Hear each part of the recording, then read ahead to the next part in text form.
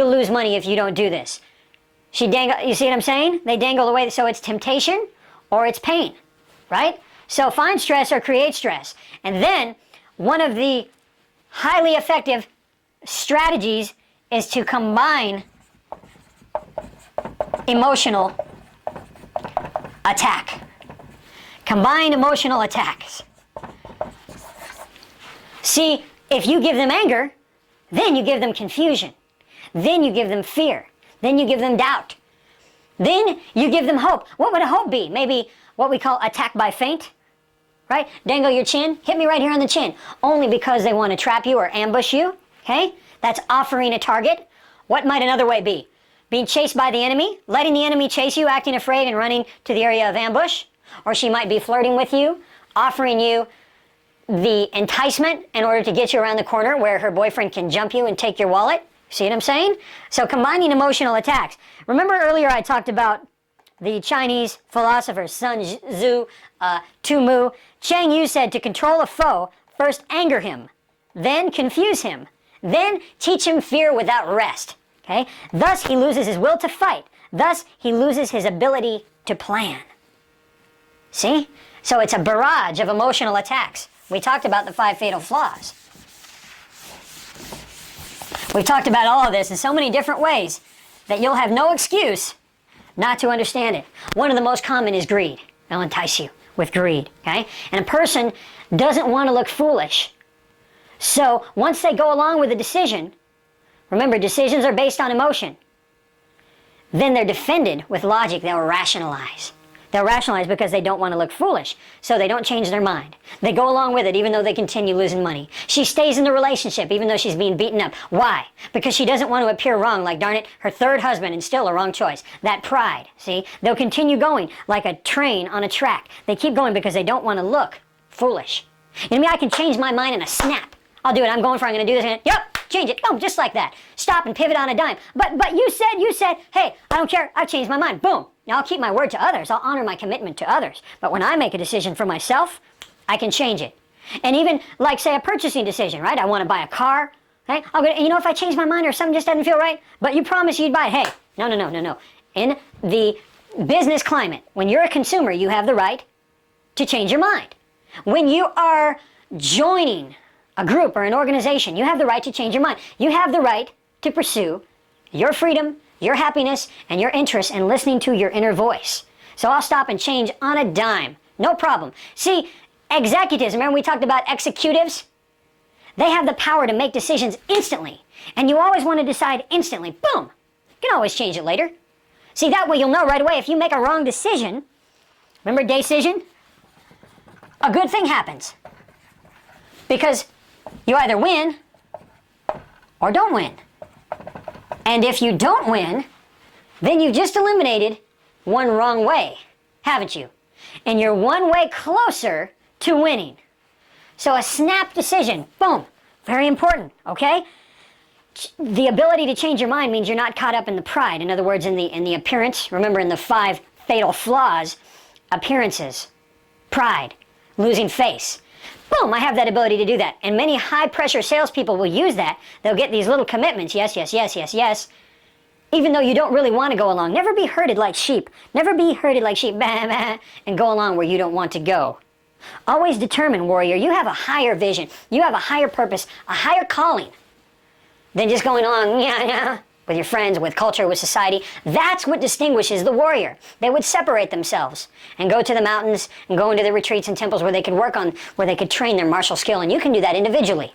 Today you have access to unlimited information, to unlimited training. You can go anywhere in the world, or you can stay right home and still travel the world and do it all via the internet, via ordering instructional DVDs.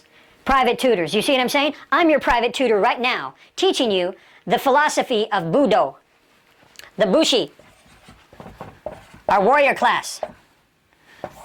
The samurai are one level of this warrior class. Bushido, or way. Bushido. Now, anger is another ploy because it clouds reason.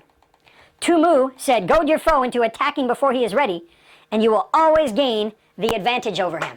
That's why we never want anger to rule us. We must keep the tactical mind. that detachment, that mushin. If you are compelled or impelled to attack, bear with me here, to attack before you're ready, it's a trick. It's temptation. It's the bait, isn't it? And if you take the bait and you attack before you're ready, you can be defeated. Let me tell you a story before I read to you out of my book, which is the first of 12 books on martial mastery. And this first book alone, if one were to master it, all of life would be in the palm of their hand. The world will be your oyster if you'll study this and apply it. Get it into your subconscious. How do you do that? Well, you know certain songs that are in your subconscious and you love those songs. And you know, or even if you don't love it, you've heard it so many times that it's instant, right? You could hum it, you could sing it because you've heard it on the radio, you heard it when you were a kid. Well, likewise, if you will go through the martial mastery DVDs over and over and over again, even have them playing in the background when you're cooking dinner after you've studied them, and after you've studied them, repetition, it'll get in on the subconscious where everything I'm saying will come out of your, it'll start to take seed, and you'll start feeling that way and thinking that way. Wouldn't it be good to think martially? Wouldn't it be good to think tactically? Wouldn't it be good to think strategically and conceptually, rather than just being a little puppet controlled by every little emotion and every little circumstance? Wouldn't it be better to cut the strings and take them and make them your own and determine your own direction? Does that make sense? I'll tell you the story of Miyamoto Musashi, the king, and the wizard. As you know, Musashi was a great warlord and trainer, and he was one of the, matter of fact, he wrote the Book of Five Rings, and that's another book I highly suggest that you check out. You may notice sometimes I refer to my laptop very little. Most of what I'm telling you is inside of me. So I have some loose notes in my laptop, very little. Most of the time I'm just talking to you directly, because it's inside of me. And that's where it needs to be, subconscious, PMS, remember? So, the Book of Five Rings. Anyway, Musashi was a great trainer and advisor to the warlords.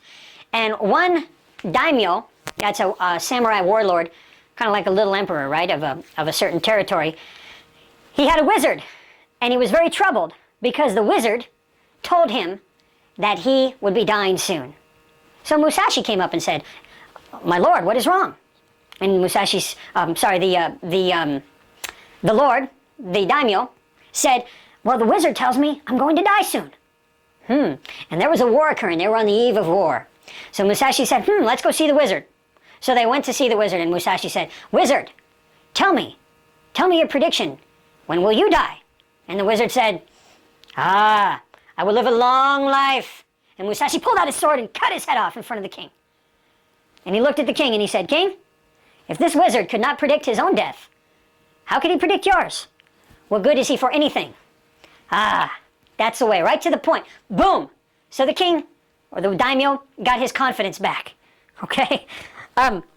Let's read about Mushin. This is from my book, by the way. Book of Five Rings. Buy this book. Study it. Mushin. So known as thoughtless awareness. Thoughtless awareness.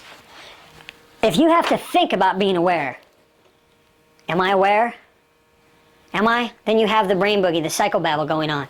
Thoughtless awareness. Mushin is the ability to act without thought. To be conscious. What does conscious mean? That means aware. To be aware without the process of thought. A superior warrior operates spontaneously through Mushin. Mushin applies to all three planes of warfare, the spiritual, the mental, and it all climaxes in the physical, without internal chit-chat. On the spiritual level, a warrior has a set code of conduct, and anything introduced to the warrior that deviates or counters this code of conduct is rejected without thought. There is no dialogue, no internal dialogue, no analyzing, no thought, no painstaking, grueling internal battle going on. No reasoning or deviation from the uncompromising set code of conduct. There's only immediate rejection, and this is Mushin. And on the mental level, it operates within the boundaries of the code of conduct and enables a warrior to transcend the dialogue of thought and operate on pure will. The physical level is a spontaneous action that originates from pure yi. Remember, pure intention. If attacked, the warrior without thought counters the attack and goes forward to eliminate the threat. No thought is necessary, no technique thought out, gee, what do I do, right? None of that. No strategy, pre-planned. You're in Mushin, thoughtless awareness. Do not mistake Mushin for reaction. The warrior must train physical and mentally to be predetermined. He should train traditional strategies. What I'm saying here, what I'm talking about here is that when we practice kata, when we practice forms and techniques and counters, that all of those things, you learn them mechanically until they're in your subconscious and they become instinctive. See, so you might train how to break a chokehold or how to capture someone, and you might have to train that over and over again. But what will happen in real life is that the opponent will not react like your opponent in the dojo. You know this. If you're a martial artist, you know this. One guy comes in to grab your throat. You inward block, head wrap, guillotine, right? Choke him.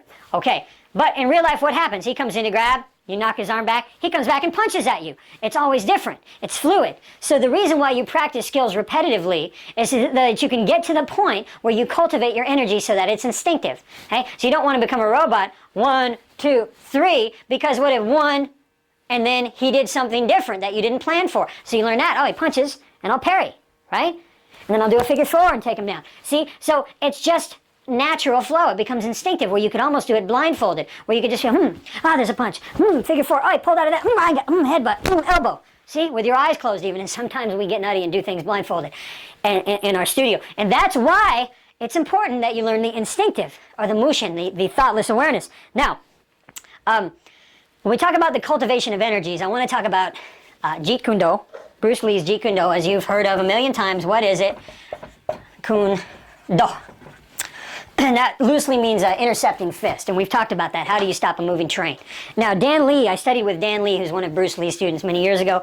About a year I spent at his backyard Wednesday night classes. Very interesting, because this is a very old Chinese guy, okay, old and squat kind of guy. He's also a Tai Chi master, and when you meet this guy, well, you don't think that this guy could send you flying, but you do a little practice, you reach out to give him a punch, and the next thing you know, you're on the other side of the room. I mean, just wham, you're home. It's like being sucked into a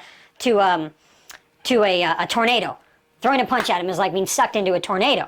Okay? It's just amazing the way that little move, that small movement, that energy, brilliant. Guy's a master and just incredible. There's not enough good I could say about it. I wish I had more time to study with him, but I was in the area only for a short time. So, I want to read you something he said. He talked about Bruce Lee. He said, it's my firm conviction that Bruce believed that JKD training must involve the cultivation of both yin and yang energies. And remember, we talked about that earlier. Remember the hard and the soft.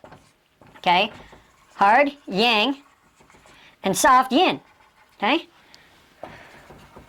The cultivation of both of these energies. Okay?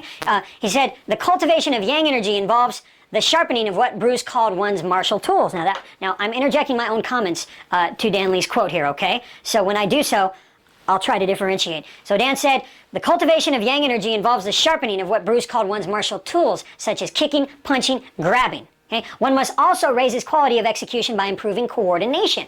Take these notes very seriously. This is about training. Okay? So we had tools.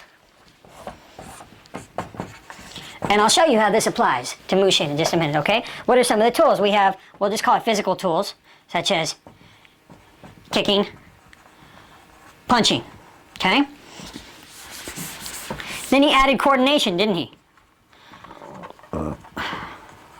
Now, one must also raise his quality of execution by improving coordination, precision, speed, power, right? All of these things.